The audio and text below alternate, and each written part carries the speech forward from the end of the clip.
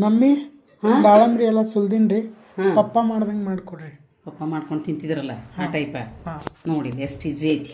ನಿನಗೂ ಮಾಡ್ಕೊಳಕ್ಕೂ ಹೇಳ್ಕೊಡ್ತೀನಿ, ಎಲ್ಲರಿಗೂ ಹೇಳ್ತೀನಿ. ತುಪ್ಪ,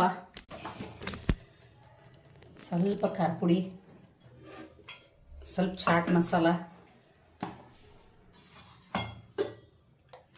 ಸ್ವಲ್ಪ ರುಚಿಗೆ ತಕ್ಕಷ್ಟು ಹಾಕ್ಕೊಂಡು ಕಲಿಸ್ಕೊಂಡು ತಿಂದ್ರೆ ನಮ್ಮ ಮನೆಯವ್ರು ಏನು ಮಾಡ್ತಿದ್ರು, ಈ ಥರ ಮಾಡ್ಕೊಂಡು ತಿಂತಿದ್ರು ಡ್ರಿಂಕ್ಸ್ ಮಾಡುವಾಗ. ಅವ್ರಿಗೆ ಇದು ಸೈಡ್ ನಂಚ್ಕೊಳಕ್ಕೆ ಭಾಳ ಚಲೋ ಆಗ್ತಿತ್ತು. ಅವರು ಹಿಂಗೆ ತಿಂತಿದ್ರು ಅವರು.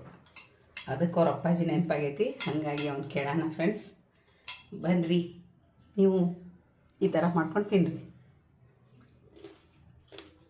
ಭಾಳ ರುಚಿಯಾಗವು. ಬಾಯಾಗಂತೂ ನೀರು ಬರ್ತಾವೆ. ಸೂಪರ್. Thank you.